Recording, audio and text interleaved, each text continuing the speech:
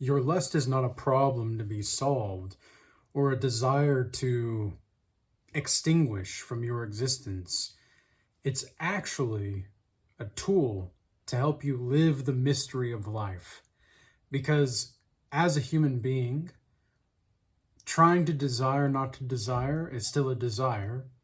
And if desiring someone or something out of lust gives you a sense of perversion, that's because you think that it's perverted. It's because you think that it's wrong. It's a sin. It's something that is.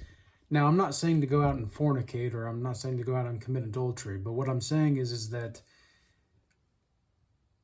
trying to get rid of your basic human functions and features is kind of ludicrous. Your lust is not the problem. It's your lack of awareness of it and your relationship to it. If you want to change your relationship to lust, you have to change your relationship to yourself.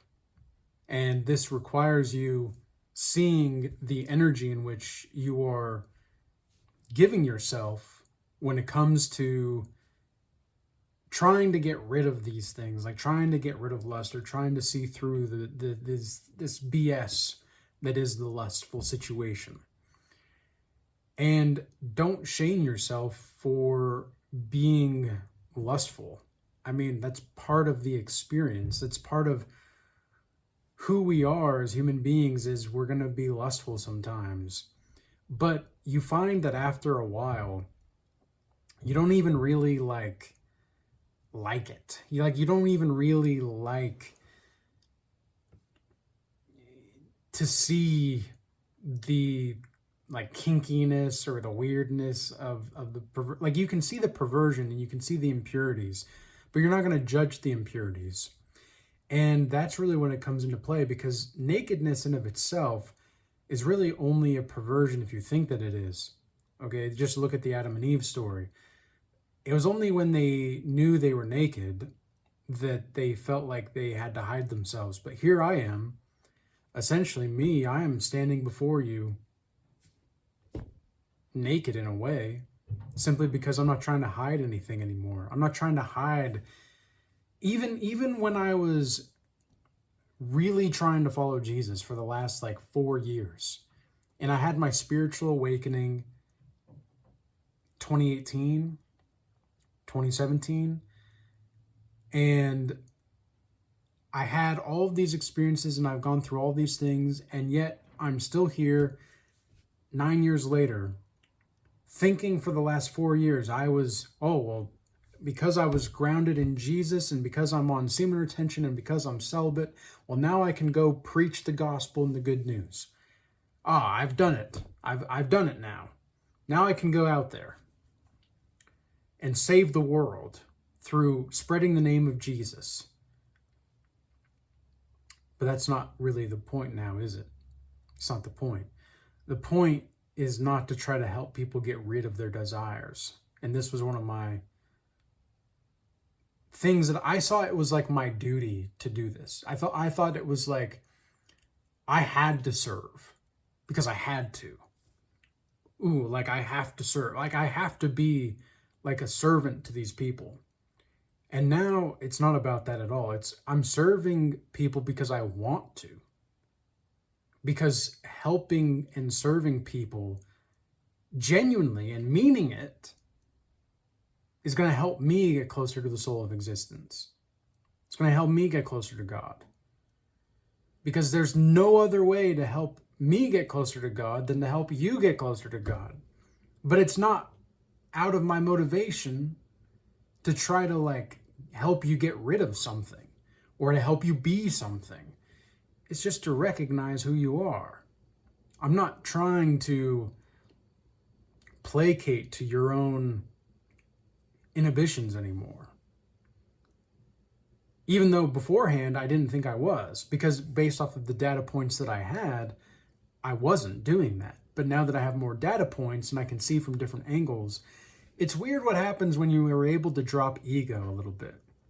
Right? When you're able to step out of the identity that you feel as though you've created for yourself.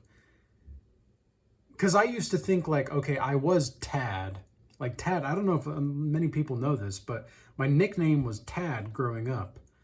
And I said that I created Thaddeus. Now, Thaddeus was always my full name, but I said that I created Thaddeus when I was about 24, 25, and I'm 29 now. I said, okay, I created Thaddeus because Thaddeus, he's someone, he's a godlike savage. He's a godlike master. He's this, he's that.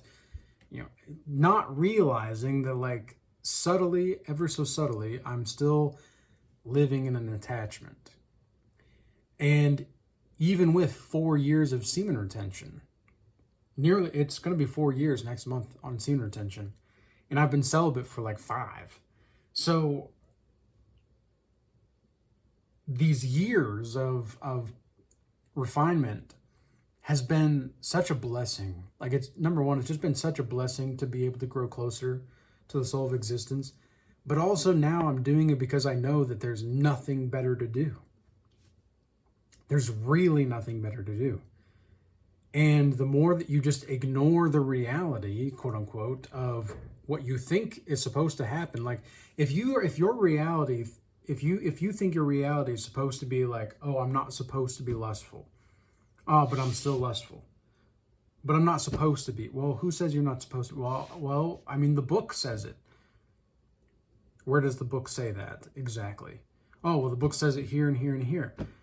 Okay, so if the book says it, then it's true? Well, yeah, it's because I believe the book. It's like, okay, well, I can believe any book. And I'm not trying to degrade any book here. I'm just saying that, like, think about the timeline in which you're entering into the narrative symbolic field. We enter symbolic narrative fields, rather, in one of two ways. Okay, the first way is we kind of just find ourselves in it. Or number two is we actually create the timeline. So it's like when you go to watch a movie, right? Like, okay, let's say The Hunger Games, for example. When you watch the first Hunger Games or read the book, whatever the case is, right? When you watch The Hunger Games, you're kind of just put into this apocalyptic world, like this post-apocalyptic world, right? Like you're just put there, and you start to experience the characters as the characters, and you start to just, see how it moves you and the way in which, like, oh, like Katniss has to protect her sister. Oh, and oh, Katniss is just so brave, volunteering, and you kind of get a backstory of what the games are before the games even begin. And then you're going to get more of this richness behind what's going on as the story develops, right? And then you kind of feel like, okay, I'm a part of this story now. Even though I'm not a part of it, I'm still a part of the story. So that's one way, right? That's one way to enter a timeline. It's to just experience it. And this can happen in real life too, right? With religions, with ideologies, with politics, etc. Or it could also happen where you just, the second way rather, is where you create your own timeline. So what if you created, just what if, right? What if you created a timeline in which lust didn't even really exist? Just think about that for a second. What if you created a timeline for yourself where there was no prosecution of lust to be had? Would you even want to lust anymore? Would you even want to participate in those whatever, like, gross things that are going on with corn and all that? Would you even want to? Not really, right? Not really. And you have to remember also that people are portals. Okay, for all intents and purposes, people are portals, and the kind of people that you enter, like that you have enter into your life, or vice versa, it's going to be very dependent upon the type of energy that you bring to the table. And the better your energy, and the more sustainable your energy, and the more grounded your energy, you're grounded in the elements of this life, and you're grounded in the, just living the art of life and letting die what is false, when you're grounded in that, in the soul of existence, it's much more, there's much more ease with existence. And you no longer really look to lust. And here's the other thing you could do. Next time you lust, just really observe yourself. Really observe yourself and be conscious of your lust, if you're lusting. Because, and if you call it lust, right? Because you might be surprised what you find. You see, people think like when you're enlightened or when you're doing deep spiritual work or whatever, like you're going to get to a point where life doesn't go on. Like you can just go into the mountains. It's like, I don't think that's really the case. What happens is life goes on as normal, quote unquote, everybody's just more conscious of what's happening. So when everybody's more conscious of the happenings, when everybody's more conscious of the happenings, they're understanding and understanding what is actually going on in their life and with themselves. They no longer see lust as this thing to repress. Because you can do three things with desires. You can repress the desire, you can act on the desire, you can accept the desire. You can't really do anything else with it. But if you accept the desire, then what's going to happen is that you simply see it for what it is and it no longer really has a hold on you. Like if you're trying to hide, the best thing to do for yourself, the best antidote is to be visible. That's it. If you're hiding from the world, if you're hiding from people, this goes not just for lust, this goes for all different types of things. Because, somebody in the Godlike Mastery offer that I have signed up recently, and we've had a couple sessions and such. Shout out to him if he's watching. And he was saying how he noticed how he wants to go out of his shell, but he's like, it's uncomfortable, and he wants to go out of the shell, but it's uncomfortable. Well, what exactly is that, right? What does that mean exactly? And well, it means that now he's choosing to be visible. He's choosing to be visible, and he's getting out of the comfort zone, because we rarely find life in our comfort zones. We find life more so in that which is uncomfortable. And when we find life in that which is uncomfortable, we often discover something about ourselves, that we are far more than we thought we were, and we are more capable than we thought we were. Life is a much more beautiful ride. You can actually experience the totality of life without trying to force yourself into a position, or into shame, or into guilt, or into suffering. Because that's what you're doing when you think that you're sinning. When you think that you're sinning in lust, and you've convinced yourself that this is wrong, and you're stuck in a time loop, what happens is that you just fall into shame and guilt and this endless loop, because your body's addicted to the negativity. The best way, again, you have to just ignore the reality. Ignore the quote-unquote reality and either create one or go into a new one that's going to be better for you. Go into a better story, or create a new story and narrative for yourself. Whatever symbolic narrative field that you want to enter into it or create it. Don't judge yourself for feeling these things, because being horny, number one, is healthy.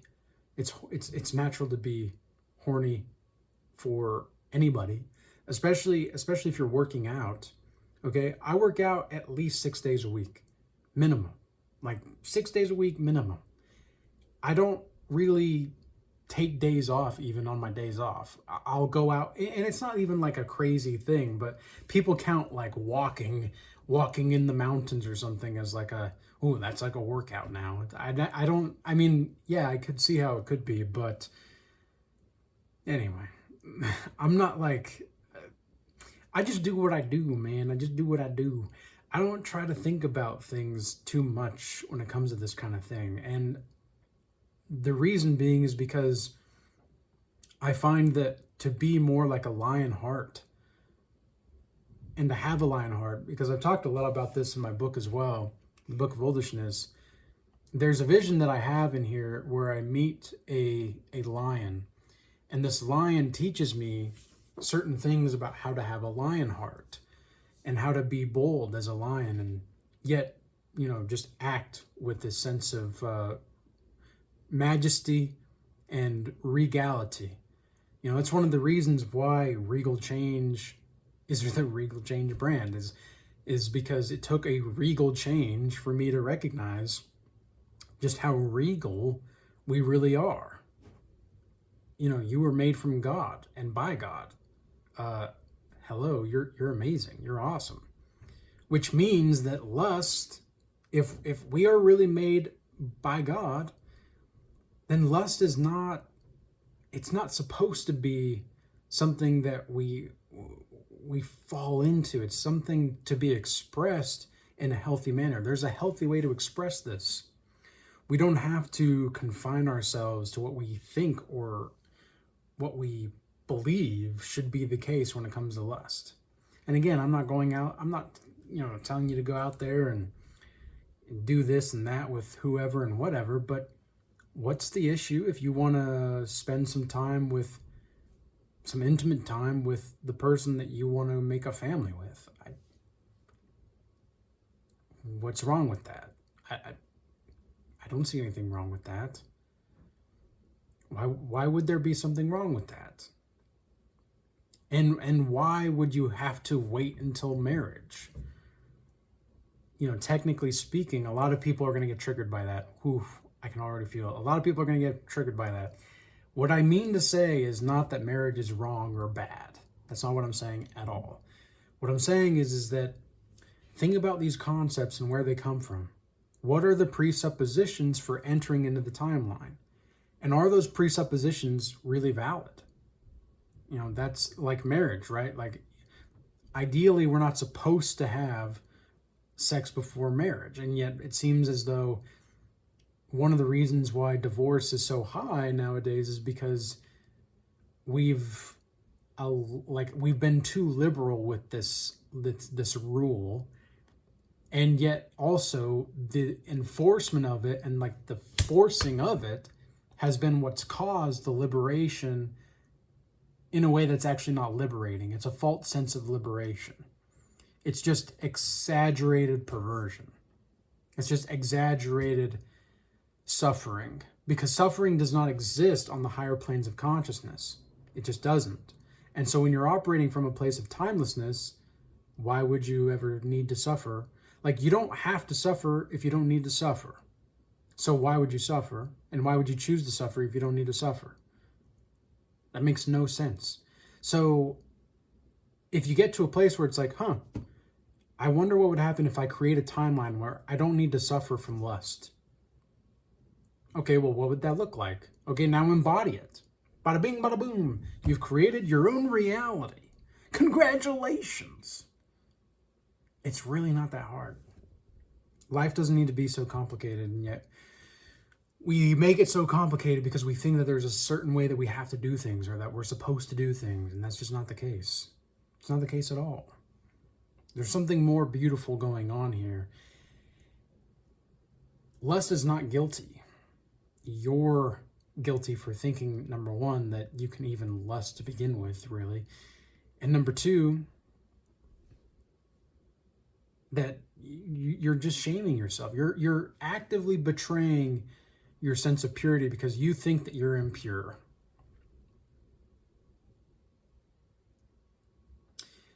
There's a kind of perfection in your imperfection, and I think that that's what I want to encourage most in this video. So with all that being said, I hope that this message was useful and insightful for you. I still have 2 spots left for this month in the Godlike Mastery offer that I have. I'm probably only going to have 2 spots left next month as well, just based off of everything going on. So definitely, if you're looking into that and you have the liquidity and the cash available to invest in that, definitely do so, because that's going to be the personal tailoring to your life, to your being, using the Godlike Mastery system that I've created to create a system to get out of the systems. So it's a system to get out of the system. That's the best way to think about it, with personal rituals involved as well. Otherwise, if you're more looking for a group to join, then you can check out the Regal Academy. And I'm more of the architect in there. So there's classes available for you to explore, and we have the weekly group calls, etc. But it's not like I'm not trying to make you be something. Okay, I'm offering a framework, and you can explore it and ask questions however you need to. And you can just be with people because it's awesome. So, with all that being said, peace. Until next time.